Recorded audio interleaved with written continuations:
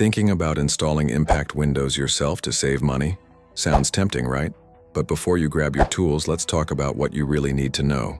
In this video, I'll break down the pros, cons, risks, and whether DIY installation is worth it or a costly mistake waiting to happen.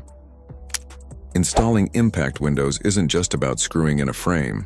It involves measuring the rough opening with precision, making sure the frame is square and level, properly anchoring into concrete or wood, sealing for water intrusion and wind resistance, passing inspection if required by code.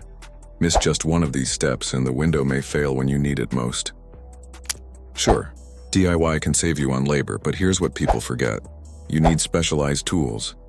You'll probably need permits. You risk voiding warranties. Mistakes means expensive repairs. If the install isn't perfect, your insurance may not cover damage during a storm. Florida has some of the strictest building codes in the country for a reason.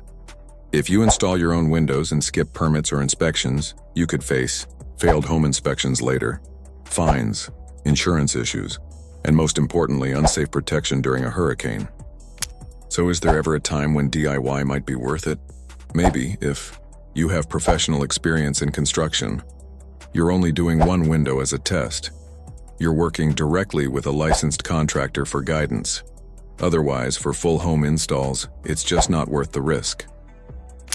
Hiring a pro installation will be real better for you.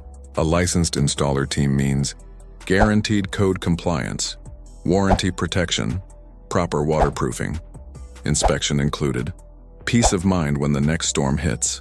Bottom line, you get what you pay for, and peace of mind is priceless. DIY sounds good on paper, but when it comes to hurricane protection, don't take chances. Want it done right the first time? Call us for a free quote, professional install, and peace of mind before the next storm. We build trust.